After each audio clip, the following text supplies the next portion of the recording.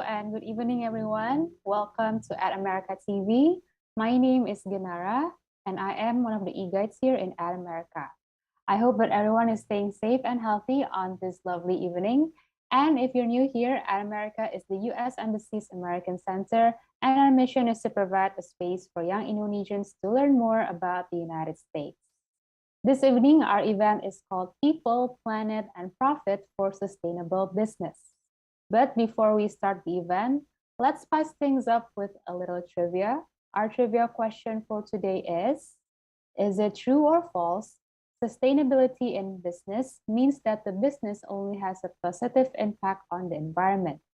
Stay tuned until the end of this event because we will be giving a live shout out for those who can answer the question correctly on our social medias. Other than that, don't forget to take a selfie and tag America's Instagram account. And now, without further ado, let's give the warmest welcome to our beloved moderator for this evening's event. And she is Dirayati Fatima Turner, an environmentalist. Mbak Dira, the time is yours. Thank you, Mbak Genara. Hello, everyone. I hope you are all doing well. Today, I am joined by three very inspiring sustainable business founders, and we will be talking to them about how to create a balance between people, planet, and profit. So without further ado, let's welcome our first speaker, Mbak Kris Ayu Madina. She is the co-founder of Gumi Bambu. She works for an NGO in the field of women's and children's protection. She established a social business that provides employment and a safe space for women in remote villages called Bumi Bambu. In 2016, she was a YSEALI Academic Fellowship alum at Arizona State University in the USA, and she has collaborated with 50 craftswomen in 5 villages to produce environmentally friendly products. Please join me in welcoming Mbak Kris Ayu Madina. Hello, thank you Dira for introducing me, and hello and good evening to everyone that is joining us now in any platform at America. I would like also to say Selamat Hari Kartini, and tomorrow we are also going to celebrate Hari Ini. So yeah, it's a very happy day.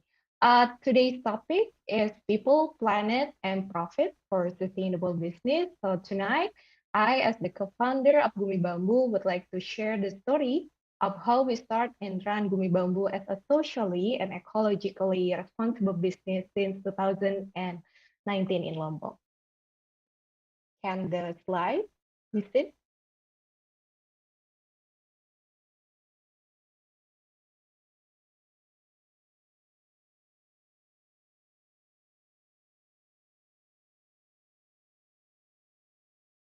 Okay. Yeah. But first, what do we refer to as sustainable business? Some terms are usually used, such as circular economy, social business, social enterprise, green business, or ecopreneurs.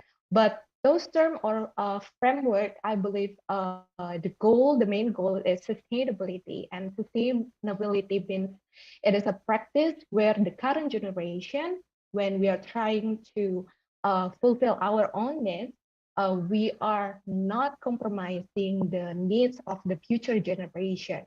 So in general, sustainable business is enterprise that has minimal or very minimal negative impact, or it contributes positive impact to the community, society, environment, for the better of future generation.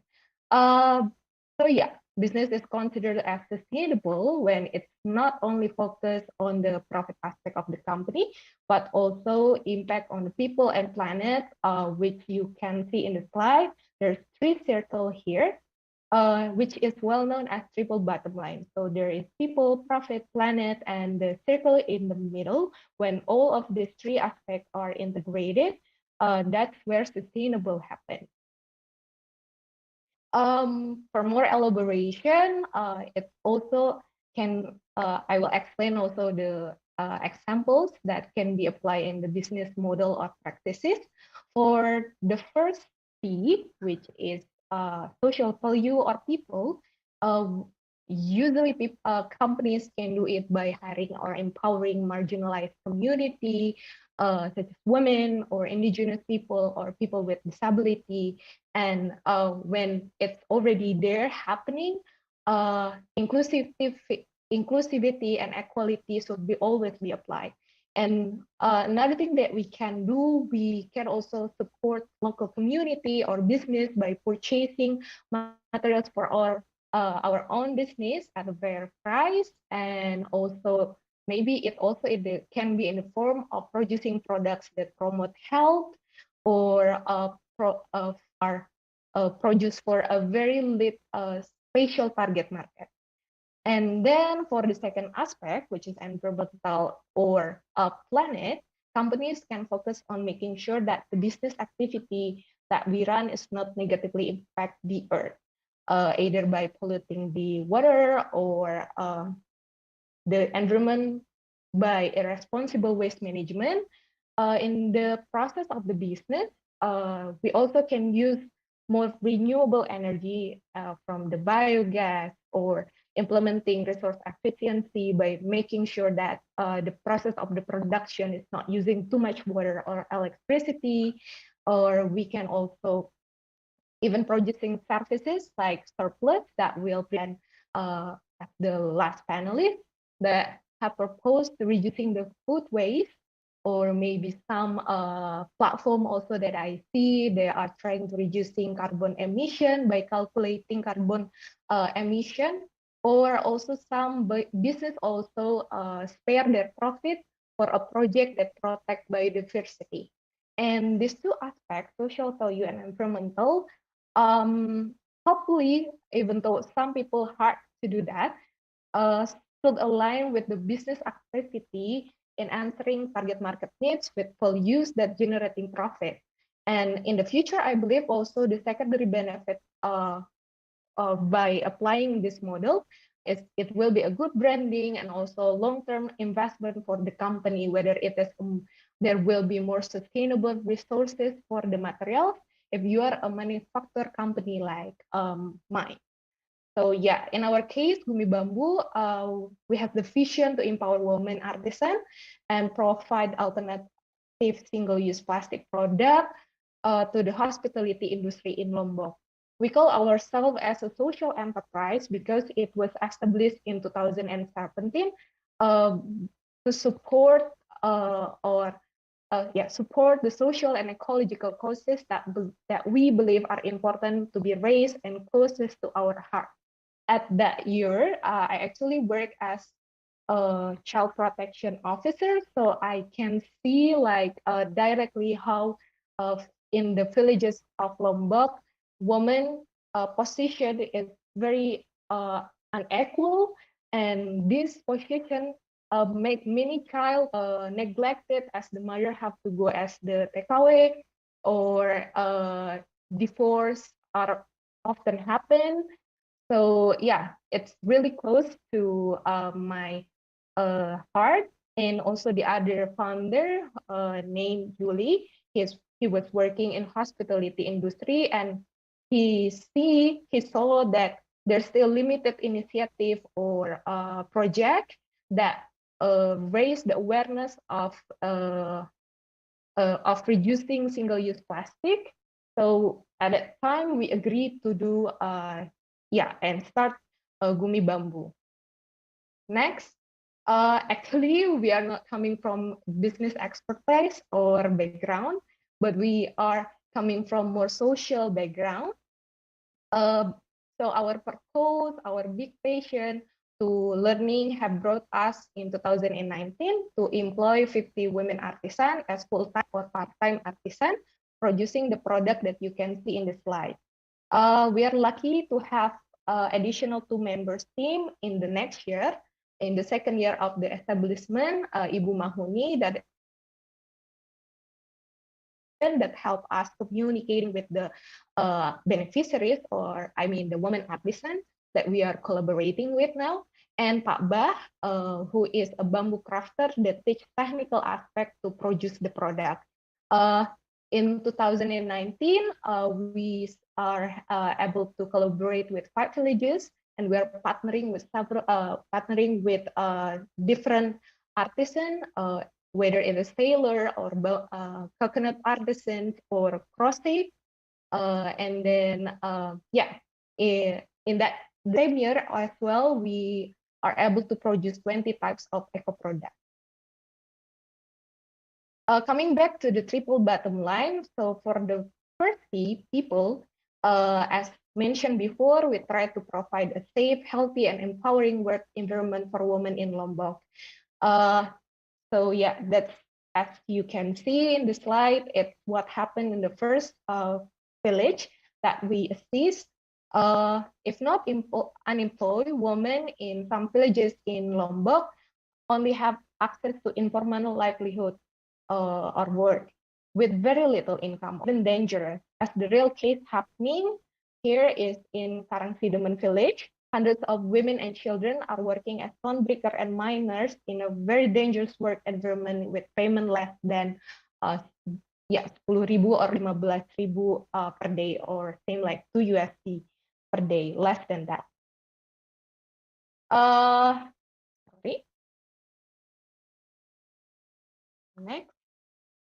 For the second aspect, which is planet, so Gumi Bambu is resourcing bamboo from the nearest community forest. Community forest is a concession model where the community surrounding it has access to the resources that are available in the forest, but also needs to sustainably resource and manage or replan everything that they harvest.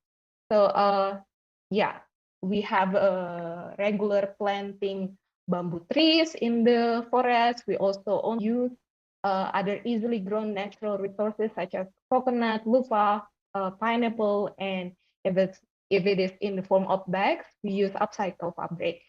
Yeah, the other aspect of the planet, which is also in line with the SDGs 12, responsible consumption and production. Since Lombok is very focusing on tourism, we really try to conduct campaign and promote and facilitate responsible consumption in the hospitality industry, since it's getting more and more generate waste despite the lack of proper waste management in the region. Thus, I think the reduction is only the solution to the waste problem in Lombok. Yeah, this is the main business activities of providing wide range of eco products based on hospitality industry needs, cafe, restaurant, hotel, and also sometimes we focus on also for B2B market where they resell or wholesale the products. We make sure it is accessible, good quality, and stable with stable supply and price, and then we try to provide better and several livelihood alternative for the local women by not only recruiting, but also we conduct regular skill training for the local women groups. We also conduct another additional program to support their prosperity. Either it is leadership training or a health checkup, and also distributing any basic needs that they need. And we also supporting several cafe and resto in order to promote responsible consumption and production by conducting campaign, education, and also such as Bebas Sedotan Plastik. We also swap and donate things. We also do some online campaign, and yeah, also asking people to help us to plant bamboo in the forest. Current impact, it seems small, but actually we need some long time to achieve this. We are able to empower 49 women artisans. We are able to educate and also supplying free bamboo straw also to 34 cafe and restaurant. And we are able to produce 20 types of product. And also just last year, we have a chance to write a guideline for hospitality business entrusted by a GIZ, an NGO from Germany, about sustainable practices that can be applied by hospitality industry in Lombok. So yeah, I think that's all my explanation from me. Last word for me is I think it's no matter small changes that you made, yeah, it's always followable. And yeah, I hope that you can start your own sustainable business as well. Thank you. Thank you, Mbak Chris, for the inspiring presentation. There's just so much about this Gumi Bambu. It's not just a business, as you said. You don't just conduct business, you also advocate and you also empower the local community. There's so much that you can do to promote sustainability, really. And thank you. Next, we will hear from our next speaker, Mas Muhammad Rifai Sahida. He is the founder of Tangan Edukasi Indonesia and Garis Hitam Project. He has 8 years experience working on green generation and environmental issues. He is also a YSEALI alum in 2019 for environmental and natural resource at University of Montana in the USA. He is the recipient of the Sustainable Ocean Alliance grant, the Satu Indonesia Award, and Indonesia's Best Leader Green Generation Award. He is the board advisor and mentor for environmental project for NGO and 23 high schools environmental projects. And he worked at Islamic Relief Worldwide, an international NGO, as a community mobile water project officer. Welcome, Mas Rifai. Okay, thank you so much, Dira, for the introduction. So, hello everyone. My name is Fai. Basically, right now, I'm in Mamuju right now, in West Sulawesi Province. So, I'm the founder of Garis Hitam Project and Tangan Edukasi Indonesia. So, basically, both of this project is totally different. So, Tangan Edukasi Indonesia is the NGO focusing on campaign and also to educating people about the plastic pollution and also waste management. But Garis Hitam Project actually is a social entrepreneur to focusing on to empower ex-prisoner and also prisoner in the Lapas Perempuan Kelas 3 Mamuju to produce eco product in Mamuju. So, but before that, I have some videos. Dan teman-teman bisa ada sedikit video perkenalan terkait dengan Garis Hitam Project, karena untuk materi kali ini saya akan banyak-banyak membahas terkait dengan Garis Hitam Project.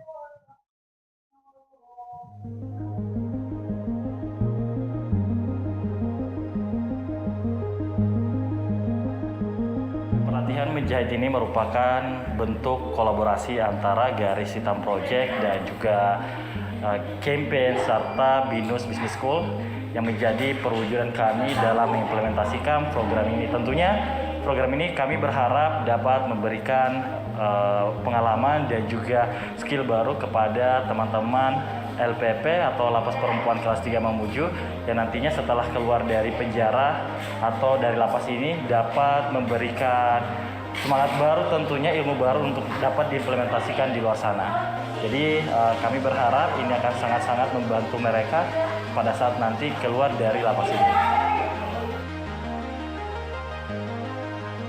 Assalamualaikum warahmatullahi wabarakatuh. Kami dari Lapas Perempuan 3 Mamuju mengucapkan terima kasih banyak dengan diadakannya program penjahitan ini yang disponsori oleh Garis Hitam Project, campaign BINUS Business School.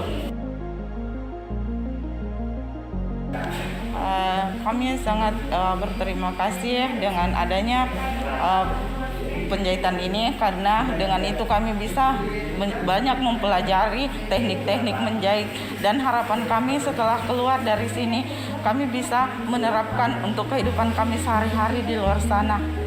Terima kasih.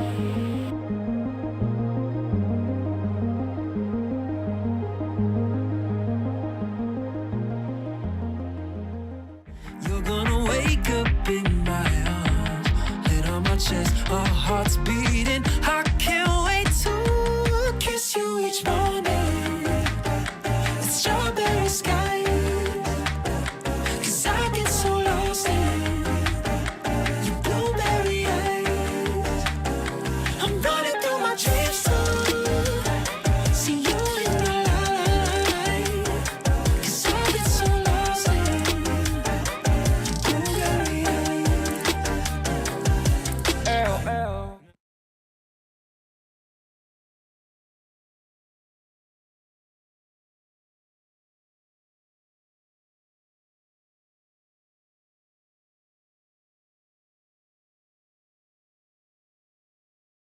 Masih mute, Kak.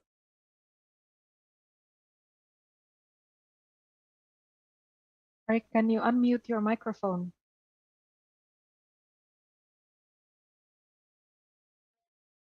Oke, sorry. Okay, now I can hear you. So, ya, yang teman-teman lihat tadi video adalah sedikit perkenalan terkait dengan Garis Hitam Project. So, Garis Hitam Project kita adalah sebuah bisnis sosial yang fokus memberdayakan narapidana dan mantan narapidana perempuan.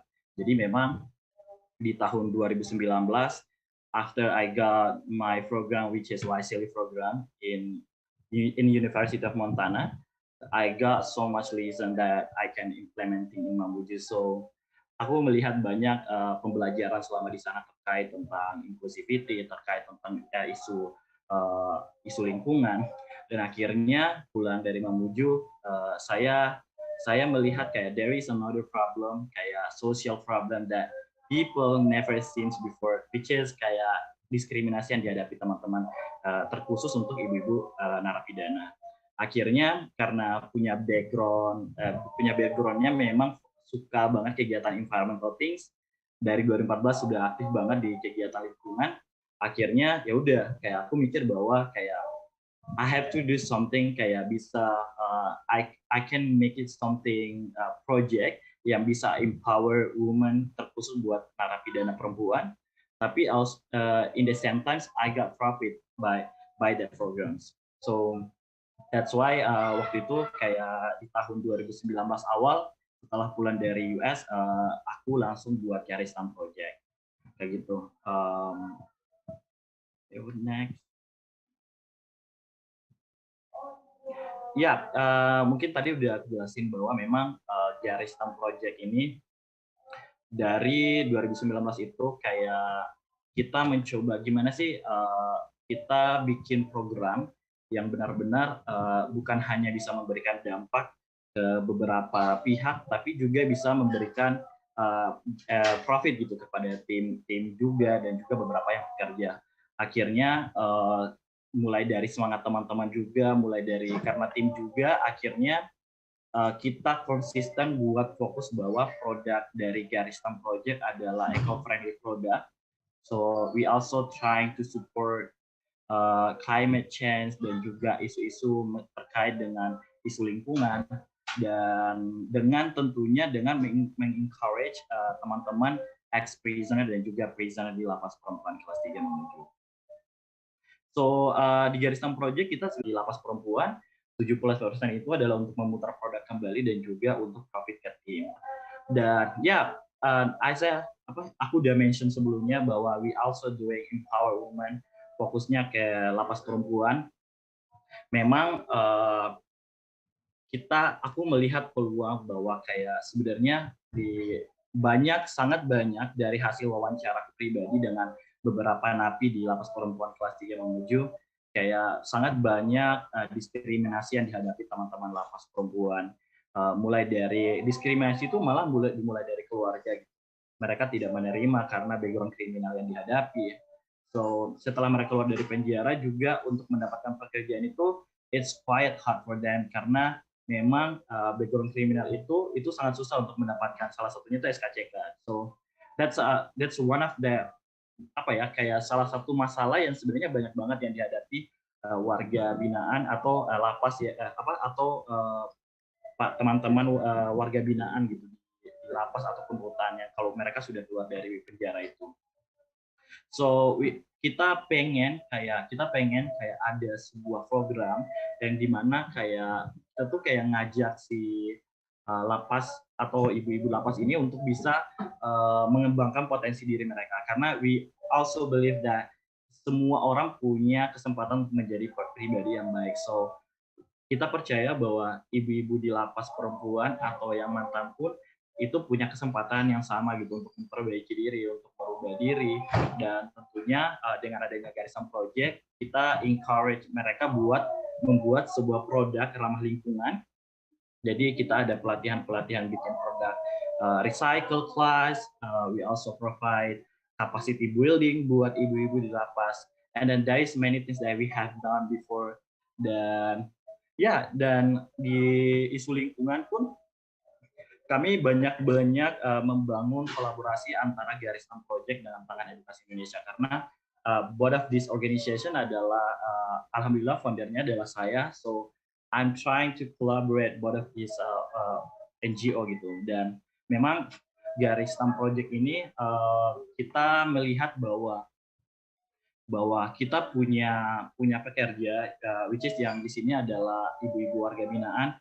We trying to give them kayak kesempatan gitu buat mereka mengembangkan diri karena kita nggak cuman provide kayak tote bag doang, tapi kita juga kita ada tas-tas dari anyaman, kita juga ada beberapa produk-produk recycle kayak pot bunga.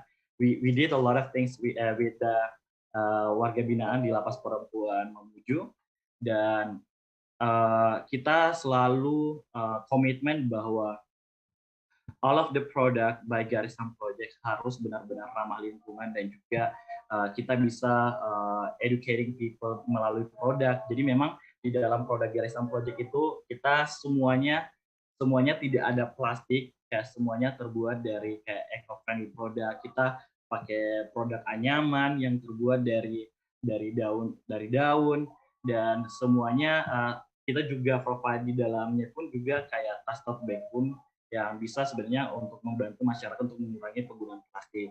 Jadi kayak sampai sekarang pun kita kayak benar-benar hardworking buat kayak untuk next project, kayak what kind product we can produce, mungkin kayak selain tote bag gitu. But karena kita masih muda ya, kita masih seumur jagung, kita masuk 3 tahun, but we still improving, produk kami still improving, dan insya Allah dalam tahun ini pun kami akan ada release a new product, eco-friendly product, and absolutely ini akan sangat-sangat menarik karena akan ada sedikit, kita akan ada pameran juga nanti, dan tentunya pamerannya pun nanti kita akan usahakan untuk benar-benar eco-friendly, environment-nya benar-benar eco-friendly. Yeah, so this is my product looks like. So memang produk kita semuanya dibuat oleh ibu-ibu Lapas Perempuan. Kita juga kolaborasi salah satu teman aku juga, namanya Menganyam Pesisir juga. So we trying to collaborate many people, many organization that buat bisa memproduksi produk ini. Jadi ada tote bag-nya, di dalam pun kita juga ada penjelasan terkait tentang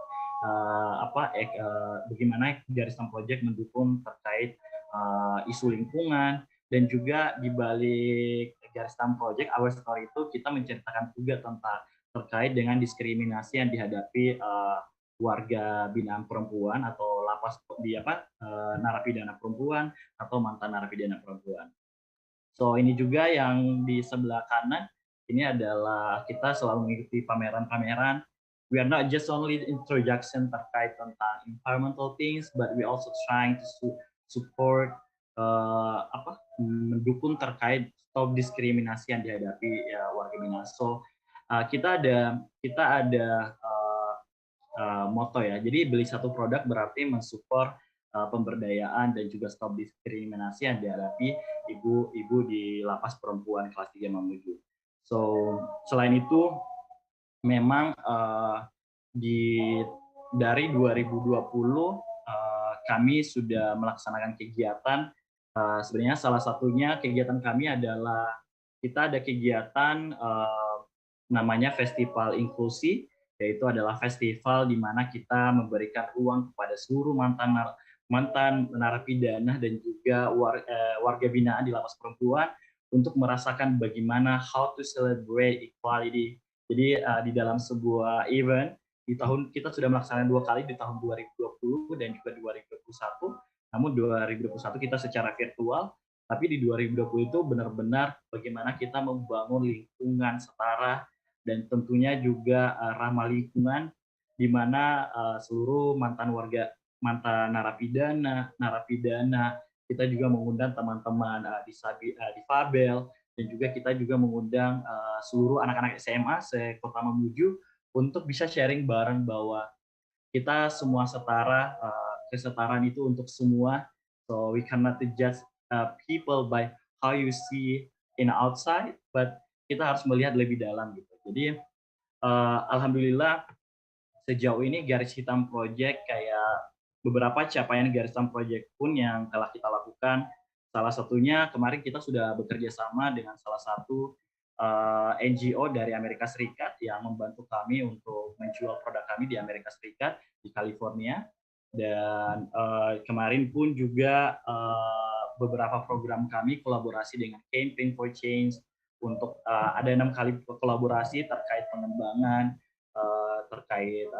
pengembangan capacity building buat teman-teman di warga binaan. Dan ya in the future kayak Garis Hitam Project, aku pengen sebenarnya di Garis Hitam Project ini di mungkin 5 tahun ke depan, hopefully kita punya mimpi bareng tim aku di Garis Hitam Project. Kita punya tokoh di mana semua pekerjaannya adalah mantan narapidana perempuan yang kita udah kasih kelas, capacity building dan lain-lain. Dan kita punya rumah produksi sendiri yang semuanya pekerjanya adalah mantan warga binaan. Karena and again kami mencoba untuk memberikan kesempatan buat teman-teman untuk memperlihatkan bahwa kita nggak bisa ngejudge orang by how you see in and outside, tapi ya kita harus melihat dan memberikan kesempatan kedua untuk kepada orang lain untuk menjadi pribadi yang baik. So yeah, I think that's all about the Garis Hitam Project mungkin yang bisa aku sharing dari hari ini. Dan tentunya mungkin banyak hal sih sebenarnya yang bisa kita sharing, tapi kita dibatasi oleh waktu. Jadi mungkin kita akan lanjut ke Q&A. Untuk itu saya kembali ke Diren. Thank you very much for that. I think it's very powerful what you're doing for these women. When I think about the name for prison in Indonesian, it's Lembaga Pemasyarakatan. It's not just prison. It's supposed to give them the means to re-enter society and to thrive when they re-enter society. So I think it's very good what you're doing. Let's welcome our next speaker, Mas Muhammad Agung Saputra. He's the founder and CEO of Surplus, an online and affordable marketplace to sell overstock and imperfect products. He has over 3.5 years of experience as an environmental impact assessment and analysis consultant. He's an expert in waste management and the circular economy industry, and he has a master's degree in environmental technology from Imperial College London. Please welcome Mas Muhammad Agung Saputra. Hello everyone. Okay, yep. Suaraku kedengar ya?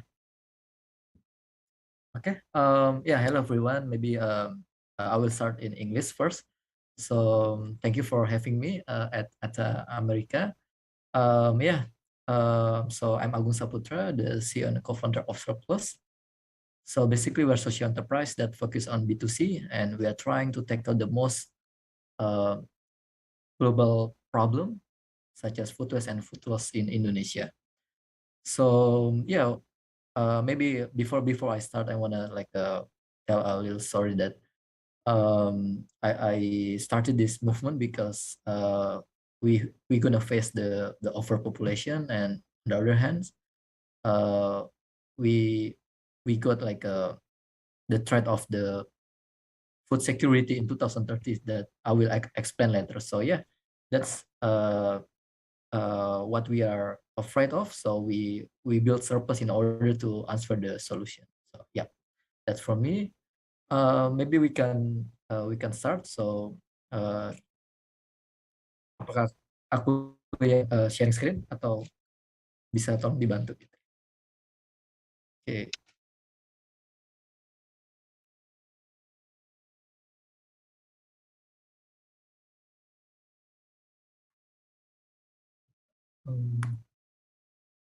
Yep. So this is our tagline: save food, save budget, and save planet, because it represents the benefit either for the merchants and to the customers, and hopefully it can bring the triple bottom line: the people, profit, and planet. Next. Yep. This is my story as well. So I was raised in Papua for 15 years with a huge gap education and food scarcity, and that's why I'm really eager to contribute all my time and life to alleviate hunger and food waste issue to achieve food security by 2030 in Indonesia. So everyone will not experience the food scarcity like me when I was in my childhood. Okay, next.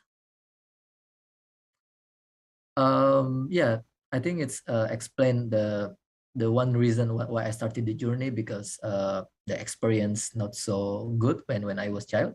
That's my dad and my brother when we live in Papua. And then when I the second reason is when I pursue my master in Imperial College London, I was the only one who from Indonesia, so one out of 150. And every lectures, they always ask me like, why the Indonesia environmental issues are really bad, and they always kept asking me like, I was like, yeah, I didn't know that answer, and turns out I realized that the Indonesia environmental issues really bad. So that's why I decided to went back to Indonesia at the time, and then started surplus in order to shift the stigma, the negative stigma to the positive stigma. So yeah, next. So yeah, this is the one that I mentioned before. So despite the overpopulation, we are the second largest food waster in the world. So we are afraid that in 2030, we can't access the food security, and it can generate poverty and the criminality in order to fulfill the stomach or the belly. Next. Yep, because according to the data, it's around 23 to 48 million ton food is wasted every year in Indonesia. And what about the financial loss? So it's around 39 billion US dollar worth of wasted food per year. And yeah, that's why Indonesia is devoted as the second largest food waster in the world. Next. So we were thinking that at the time, how if we can create a win-win solution ecosystem in order to benefit either for the profit, people, and also our planet as well. Next. So that's why we come up with this idea, Surplus. Surplus is an online marketplace for MSMEs, hotels, and farms to sell their overstock and imperfect products at the happy hour time to the customer with whole price. So it's like closing our discount, or maybe people are familiar with clearance sales. So next. So for the order scheme, it's like when people order GrabFood and GoFood. So when people upload the surplus food, and then the customer will see like how many stock that are available, and they will choose the favorite menu and pay through e-wallet that have been integrated, and then the customer can pick up their food at the store or using delivery services that have been integrated through our app as well. Next. Yep. Maybe before we go, so this is our partnership with the hotel. When the hotel has so many overstock breakfast, so they sell it at the specific time from 9 a.m. to 10 a.m. before they change their menu to the lunch menu, and people will buy it as a 50% voucher for all you can eat menu. So yeah, let's start the video. Hah, all you can eat breakfast cuma 40.000 dan nggak mesti nginep. Emang beneran bisa? Nih, jadi sebelumnya kamu tinggal...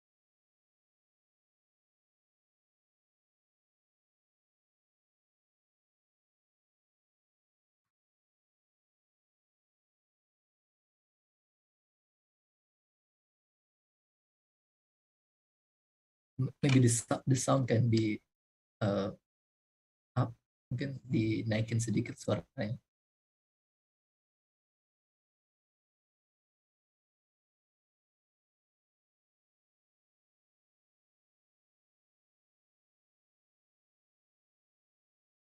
Oke, suaranya lagi nggak ada, mungkin nggak apa-apa. Jadi seperti itu. Jadi sebelum mereka ganti ke lunch menu, breakfast menunya mereka sell untuk 50% lebih murah dan all you can eat. Nah, ini yang kerjasama kita dengan hotel-hotel. Contohnya di Five Hotel Bandung. Next.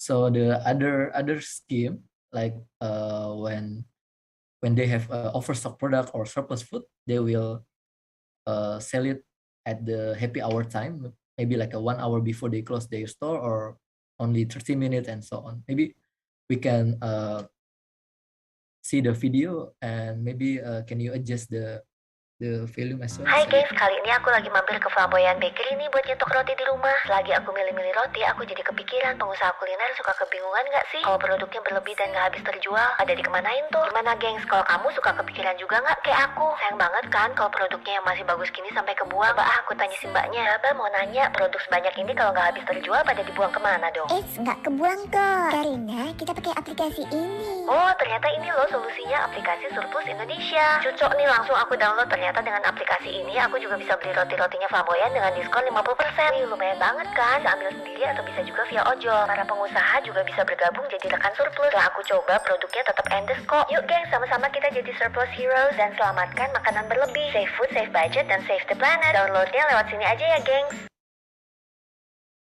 Yep. Okay, next. So yeah, it's a win-win solution for the people, profit, and planet. Why? Because for the customers, they can eat great food while saving 50% budgets, and they can contribute to the environment at the same time. And for the merchants, they can reach new customer, earn extra income, reduce disposal costs, and become a win restaurant at the same time. Next. So yeah, so in conclusion, that Surplus want to become a sustainable business practices by focus on triple bottom line for benefit people, planet, and profit at the same time. So let's see the how we benefit each sector. Next. So for profit, so Surplus is aiming as a profitable company while reducing food waste. So we are still focusing on gain traction and become a profitable company. Next. Yeah, by get like a 50K apps downloads organically, yeah, and our app user are 70% are women. So this is how we gonna become profitable company. So next. And for the second triple bottom line is benefit people. Next. So Surplus, because it's a win-win solution for the customers and merchants, and this is what they got when they join Surplus as a Surplus merchants.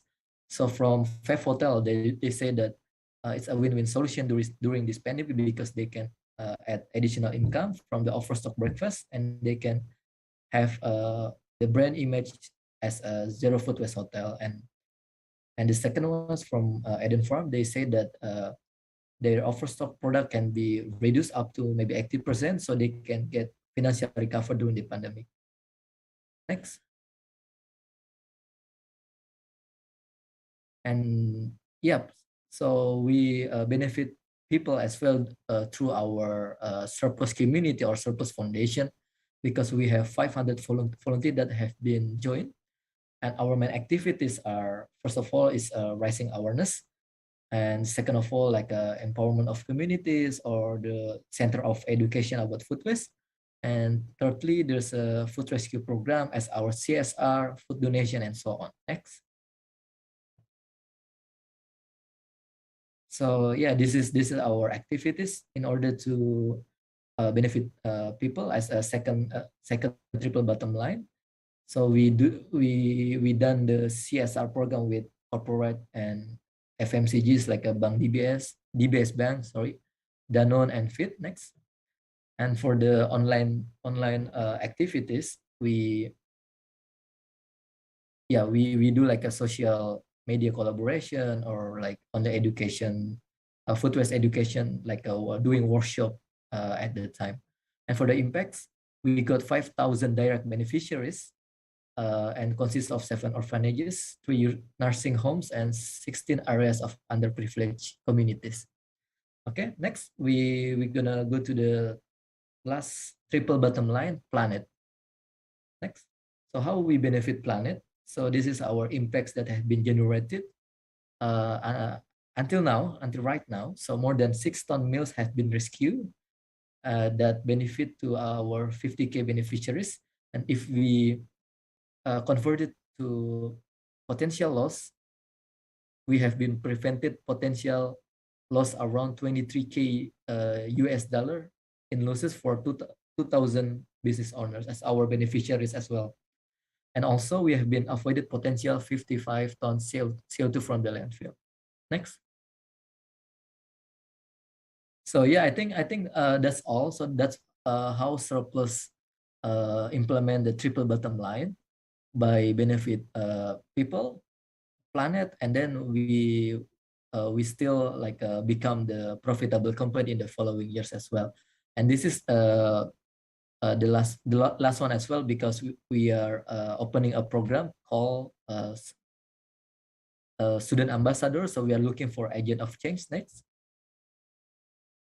So yeah, it's student ambassador batch 4, because the first one and third one was really success, and people want to become like a surplus hero in order to spread awareness about fighting foods in their area. Next.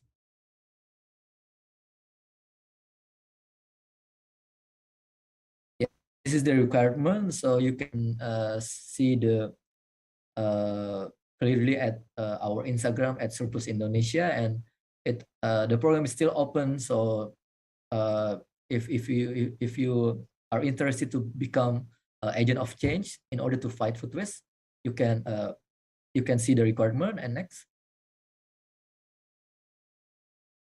And you will get the benefit as well as a agent of change of Surplus or student ambassador and so on. Next. Yep, I think that's all. This is Surplus family that have same vision and mission in order to fight food waste. So if it's something that you're excited about, or something that you care about, or something that you think that it should exist, so let's support us by supporting our movement. So yeah, that's from me. Thank you so much, and apologize if there's any wrong words and so on. So yeah, thank you so much, everyone. Thank you for your presentation. What a clever solution. I think people need an incentive, need Thank a bit you. of a nudge to move to a sustainable lifestyle. And I mean, who would say no to a discount, right? So I think this is such a clever solution. Okay, and now we are going to start our question and answer session. You can go ahead and ask your questions. We have several platforms.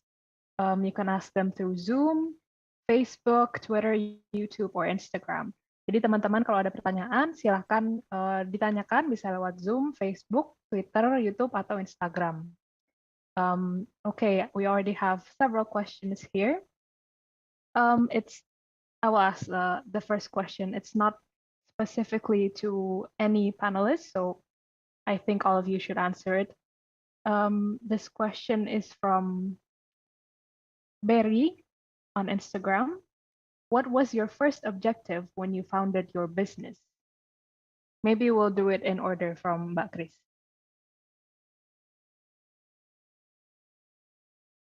What was the first objective? First objective when you founded your business. So initially it was just because it was natural since I was in university. It's always things that make me happy when I contribute and engage with unity. So at the time I have been volunteering for years, and then I was joining White Silly Academic Fellowship. And when we came back, I mean, I and the founder came back to Indonesia, we just have the sense that, okay, we really want to do something and let's do a movement. At that time, it's still in a voluntary project. We want to empower women, and we also want to raise environmental awareness. But then when it is a project, when the grant finished, we think we should change it to a more sustainable model, which is social entrepreneurship. I think that's the objective why we start Gumi Bambu. At that time, it was just a project where we promoting a woman empowerment and also awareness about environment. But then we see that when you start your business, it also can impact socially and ecologically, but in a more sustainable way, because the money that can sustain your activity toward that goal will be more sustainable rather than donation or grant. Okay, thank you. So it was, you tried to make it into a bigger scale, and so it Yeah. could sustain itself. Okay, thank you. What about you, Masfai? Yeah, I think it was starting after I come back in United States by Wisely Program 2. And then I was joined Wisely Summit in Thailand, which is focusing on social entrepreneurship. So after the programs, and then the offices of the Lapas Perempuan Kelas 3 Mamuju was invite me to be speaker in the prison, and then I was talking about the how to reduce plastic in the small office. So after that, I have opportunity to talk with some of the female prisoner, and then I have a lot of things that we're talking about her past experience, and then I hear that there's so many things. She got a lot of discriminate after she going to the prison. So I realized that I want to do something for them, because after that we have a lot of things we talking about with her. I feel that I'm just say to myself that I want to help that person. I want to help that all of the female in the prison that who got discriminated by their family, because family is everything for me. So I just really sad that I saw um, some moms, because she is actually really she's like my mom's actually, because I think she's like 50 years old. So I think I feel like really sad. I saw it some moms she got discriminated by their family. Their family, they didn't accept it because she got problem with that, with the law. So I decided to making my program, my social entrepreneurship to empower them, and also, but because my background was the environmental issues. I mean, I'm trying to collaborate to empower female empower, and also making kind of like a eco product thing. So that was how I started Garis Hitam project actually, because that story that the one of the female prisoner tell me that story, and also I saw it the opportunity that I can making kind of like a program. I can give an impact to the female prisoner, but also I can making kind of like pros. Eco product to get the profit too. So yeah, I think that's how I started the program. Okay, thank you. So it stemmed from personal experience. Yeah. From what I heard from Mas Agung's presentation, it was personal experience as well. Can you tell a little more about that, Mas Agung? Yeah, so you're asking about the personal story, isn't it? Yeah, I think I will prolong my personal story. So when I was in Papua for 15 years, I underwent like a huge educational gap when I moved to my first senior high school in West Java. And yes, it turns out in Papua there was a huge educational gap, and I experienced the food scarcity. But when I moved to the West Java, on Jakarta, I saw so many food that's still edible and untouched become food waste and end up in the landfill. So it's really, really disappointment view, and it encourage me to like how to solve this problem by filling the gap between the food store and the customer that can afford affordable price, so they can connect each other and can prevent food waste at the same time. So yeah, that's my personal story. But the another one, when I was in my how to say, like my master degree, when people always ask me why the Indonesian concern is really bad in Indonesia, they kept asking me about the mitigation stuff and so on, but I still have no answer.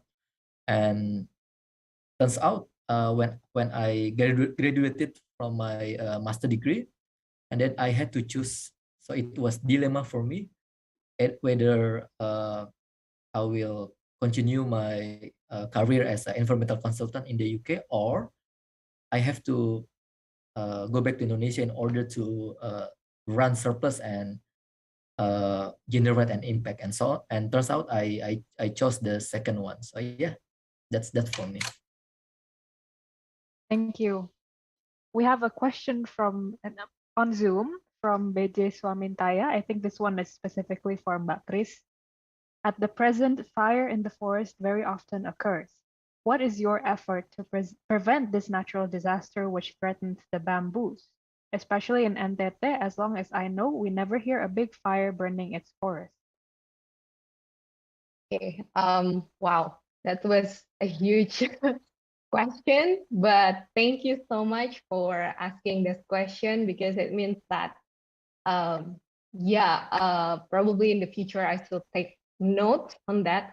But in my previously I explained that in West Nusa Tenggara, Province of Lombok, Gumi Bambu itself stores our bamboo materials from society or community forestry, which is where the community in the village can use or can manage the natural resources such as coffee, bamboo, for their economical benefit.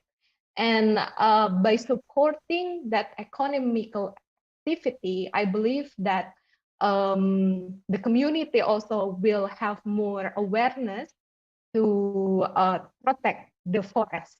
But so I also just know in Google, I just know that actually my province is the second province that suffer from forest burning, fire in the forest. But yeah, I think the only thing that now Gumi Bambu is doing is supporting the economy activity from the natural resources that community can get from the forest, which is bamboo in this case.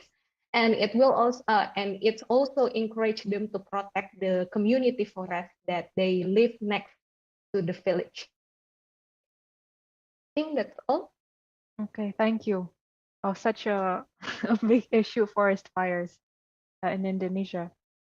Let's move on to the next question. This one is also from Instagram, from Dio. This is for everyone. Menurut panelis, bagaimana kita dapat menciptakan bisnis yang bermakna, yang berkelanjutan bagi manusia dan planet? Who wants to answer first?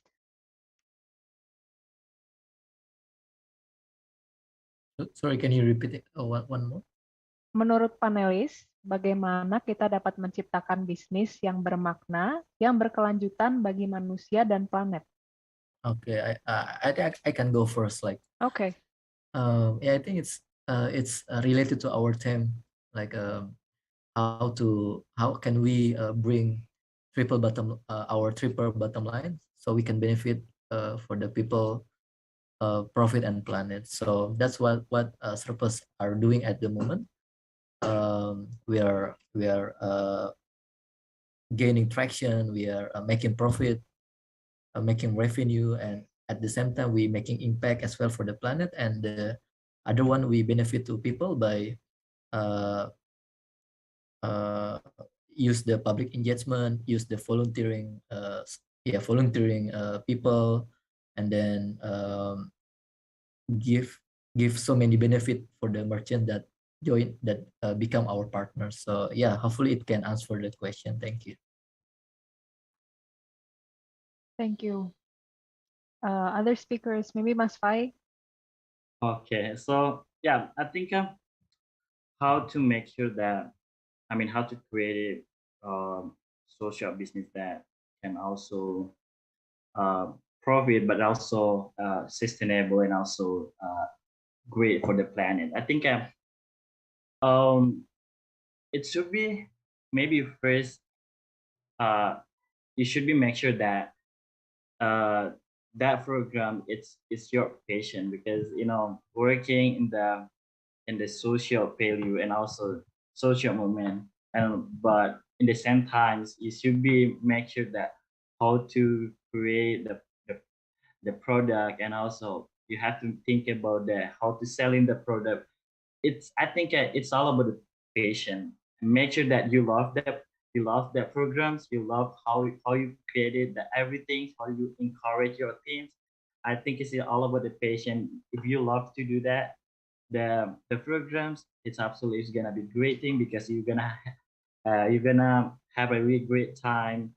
During that time, you're gonna feel really great because it's your passion. So I think that's all. Okay, thank you. Mbak Kris, what do you think about this? Mungkin pakai bahasa Indonesia karena pertanyaannya Ya, bahasa boleh. Indonesia ya. Oke. Mungkin apa ya, karena aku sendiri jujur bukan dari bidang ekonomi or business background, yang pertama dilakuin ya emang memberikan solusi.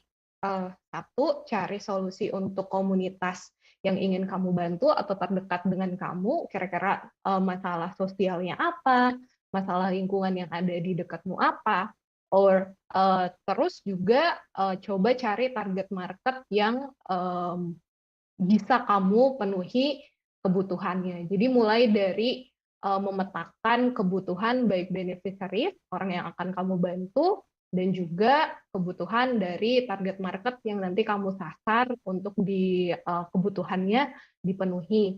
Kamu, aku lupa tadi namanya siapa, tapi bisa mulai drafting dari SMBC, Social Business Model Canvas.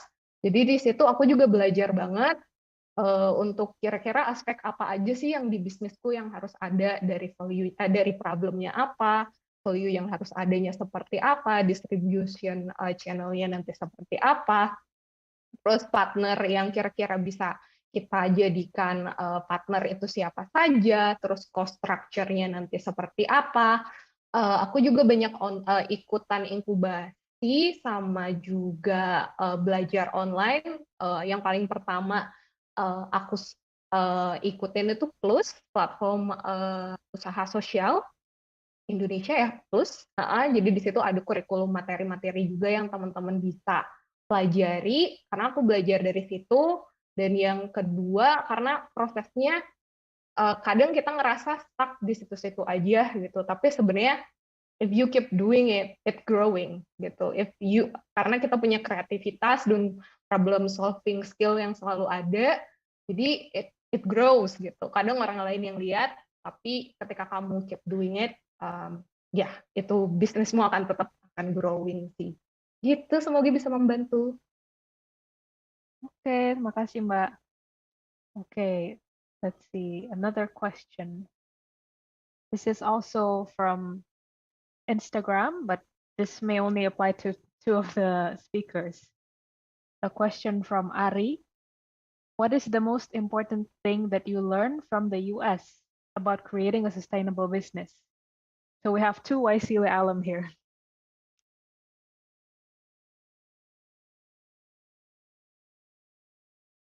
Oke, Mbak Kris dulu atau Mas Ani? Mas Pipai lah. Okay. So, pertanyaan gimana tadi? What is the most important thing that you learned from the US about creating a sustainable business? Oke, so mungkin aku bahasa Indonesia aja kali ya. Jadi karena aku memang ya programnya fokusnya ke Environment and Natural Resource di University of Montana. Jadi sebenarnya yang aku pelajarin kayak memang kebanyakan belajar terkait dengan environmental things, tapi kita ada beberapa visit dan kita belajar terkait dengan kayak social entrepreneurship, dan pelajaran yang paling aku dapat sih dari programming di Amerika itu terkait tentang sustainable things. Sebenarnya yang aku dapat adalah kayak gimana orang Amerika tuh kayak benar-benar support each other. So kayak mereka tuh kayak nggak terlalu pusing kamu mau kayak kamu usahanya apa tuh pasti disupport, kayak masyarakat pasti support gitu. So I saw it kayak ada equal di dalam tuh kayak benar-benar saling support each other. Aku nggak tahu di other stage, tapi kalau di Montana kayak itu benar-benar supporting each other, dan kayak it's all about kayak sustainability things, pasti selalu kayak environmental things. Karena aku nggak tahu ya, kalau di Montana kayak benar-benar pengelolaannya sangat bagus gitu. Even kalau orang-orang kayak punya social project atau social entrepreneurship, itu pasti masyarakat pasti support, dan kayak kita di dalam tuh kayak benar-benar saling mensupport satu sama lain masyarakat di sana. So that's pelajaran yang aku pelajarin dari sana itu sih sebenarnya, kayak equality di sana tuh benar-benar kuat di Montananya ya. Dan dari situ sebenarnya aku belajar dari situ, sehingga si Garis Tam Project itu pun lahir gitu. Karena dari pengalaman itu aku merasa kayak support satu sama lain itu kuat banget di sana. Jadi kalau untuk mau bikin produk atau social project pasti akan bagus gitu. Oke, Mbak Kris di Arizona gimana tuh? Mirip Montana nggak? To be honest, karena because I was there in 2016, I couldn't recall, but the things that really impact a lot to me is connecting with other youth leaders. Jadi when we were there, we are not alone, but fellows. So I can, because first, when I'm in Arizona, Arizona State University, I'm not in a social entrepreneur program, but in a civic engagement one. But then I also see the other fellows initiative, I can learn from them, and also the things that I learned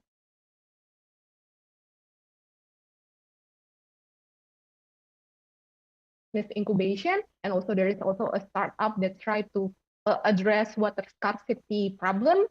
And at that time, it was also the first time for me to think, oh, so they can solve water scarcity problem, but also at the same time they sell something and get profit from it and make it their professional occupation. That's also the thing that I learned. But because it was 5 weeks, I learned so much. But the things that really beneficial for me was like me as someone from Lombok, I mean from Western Nusa Tenggara Barat, I never imagined that I can went there, but I was there with my limited English at that time. I couldn't speak that well, that fluent, different from now. But that's the thing that I think, yeah, it opens many opportunities to me to whether it is for me to say to myself, oh, I can do it. And also the second one, also to see so many examples that I see that, okay, my limited mindset to things that a problem can only be solved by one or two solutions was wrong, but there's many options or many solutions that can be implemented to address the same problem. So yeah, I think that. Okay, so I see the same theme from both of you. It's the importance of a supportive community and a vibrant community. And we can bridge to the next question from Zoom, from Milo. How to find opportunities in sustainable and environmental friendly business, what to do at first, and how do you gather the people to make it happen? Maybe Mas Agung can answer first. Yep. Correct me if I'm wrong. How to like maybe I will simplify the question like how to start the the business that implement the triple bottom line for the first step, isn't it? Yeah. So Yep. yeah. Thank you. First of all, no need to use influencer, or no need to use like something that can burden your budget, but you can start by leveraging your community. Like you can create a small community, or you can join a small community. Whatever communities, like are they focusing on fighting food waste, or fighting plastic waste, or more to the social impact and so on. So after you join the small community, trying to like enlarge the community by telling your friends or your family about the organization or the community and what they do, and you become the net promoters.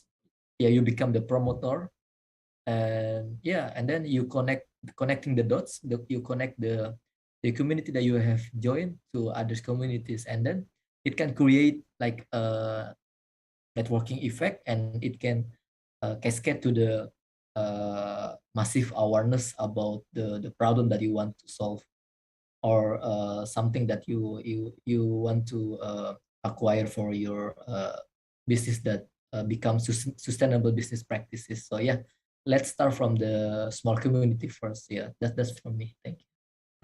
Okay, thank you. Mbak Chris, I think you explained it quite well earlier from previous question with the SPMC, etc. Do you want to add anything? Maybe any additional tips?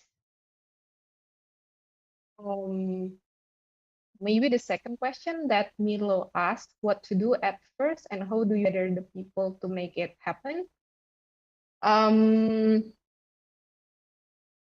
How to gather people?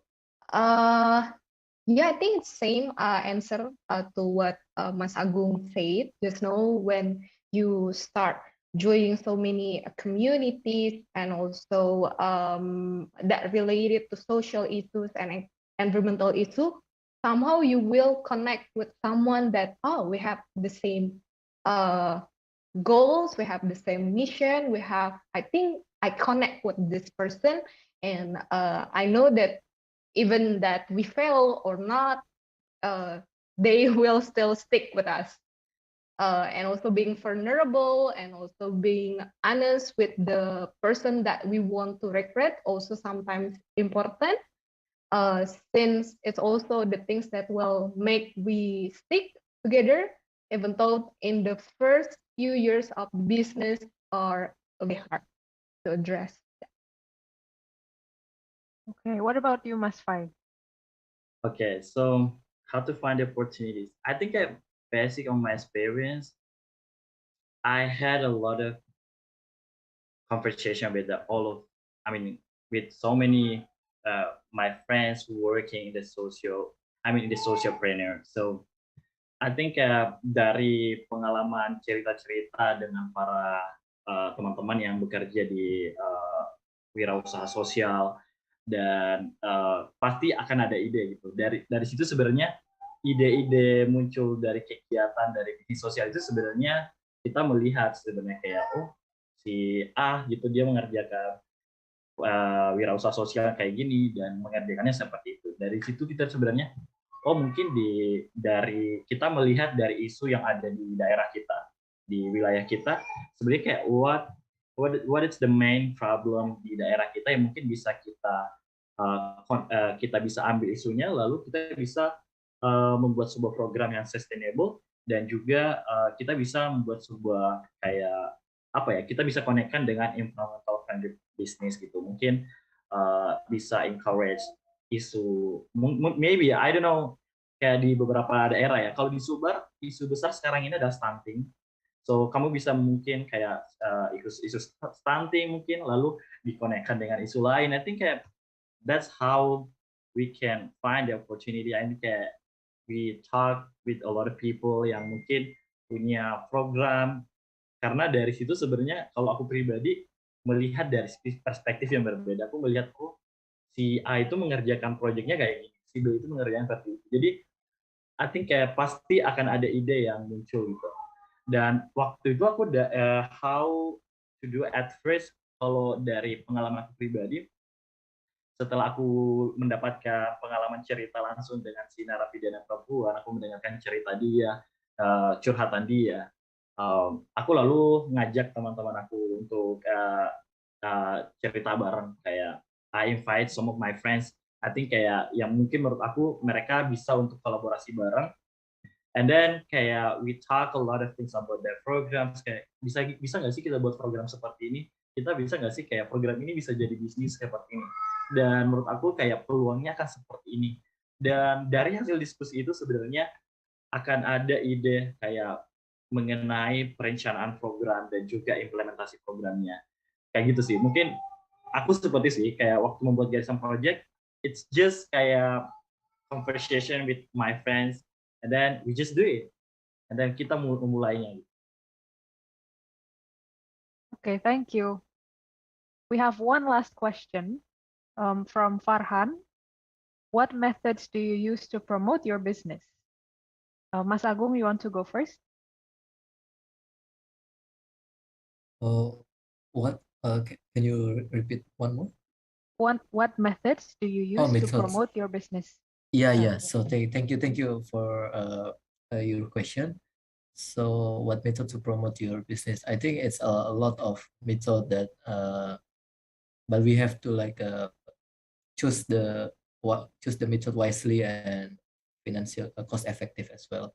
And it depends as well if you want to promote your business in the awareness stage. So start from the community side, start from like doing small things, gather people that has same vision and mission. But if you want to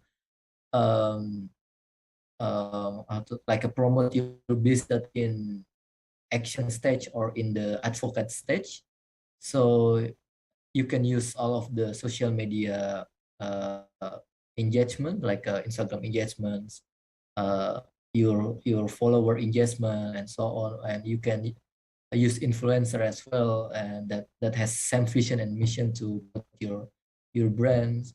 And you can collaborate with other brands that can benefit to your brands as well. Or you can do something. It's not a gimmick, but it's like doing good and feel good for your brand. Like you can donate your profit, like at maybe 10% every month to people, to those in needs, and then it can bring your brand to become like a social impact, and people will love your product, and they will choose you amongst the competitors. So yeah, that's from me.